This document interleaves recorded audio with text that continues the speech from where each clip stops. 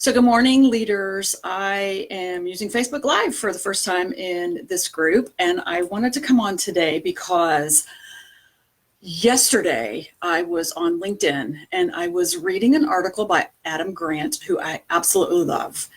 The comments below terrified me. So the article first was about giving feedback to your employees. Some of the comments were methods that people used or how people hated to give feedback or whatever.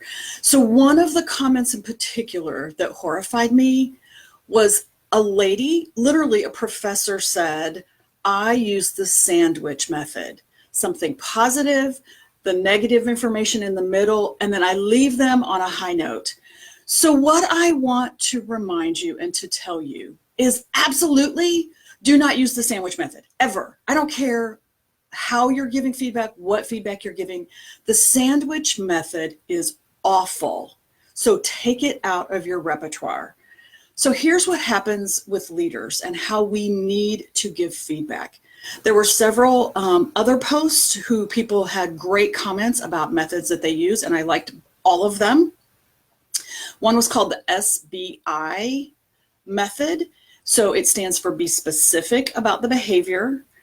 Let the person know, your employee know specifically what they've done. So like, Johnny, you were late to this meeting for the third time in a row. Talk about their behavior, not about them as a person. And then the last part of it, the I part, is the impact that it has on the team. So the specific behavior and the impact it has on the team. Another person wrote that they like the STAR method. I actually had to Google that one because I hadn't heard it before, but it's very similar. Be specific about the behavior that the person's doing. Talk about how it relates to the team and the impact that it's having.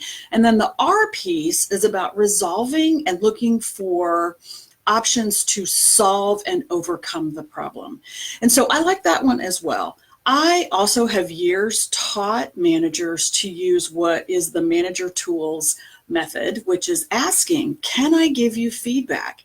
Now, I've actually encouraged people to ask if they can give feedback, and I've had managers tell me no.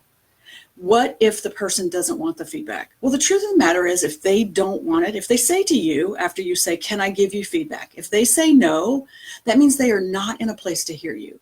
Now, I will guarantee you almost 99% of the time, people will come back and they want to know that feedback. They want to know because it's important to them. Most of us wake up in the morning and we want to do a good job at work. And so we want to know your feedback. So can I give you feedback? And then be very specific about what they did, right? You were late 3 times to this meeting. In the team meeting, you rolled your eyes and the team feels that you are not connected or that you're not engaged. Talk about the specifics of the behavior and then ask them, can you fix this situation? Can you resolve this? What ideas do you have to resolve that? Do you need help from me? And ask that without being enabling to the bad behavior. But the sandwich method, get rid of it. What happens with the sandwich method is we teach people that we're saying something nice so that we can set them up for the negative information that we want to relay. That's awful. So I've spent the majority of my life in zoo and aquarium industry, and it's all about animal training, right? We train animals how to do things so that they can have better experiences. We are not much different. We are very driven by behaviors of others, and we are driven by the feelings we get when we interact with somebody. So if I know that you're giving me some very nice information and that what you really want to say is in the middle of the sandwich, and then the end stuff is just stuff you're going to send me away with so I feel better about myself, I'm not so likely to actually take your feedback or to trust you as a leader. So just get rid of that. Be simple.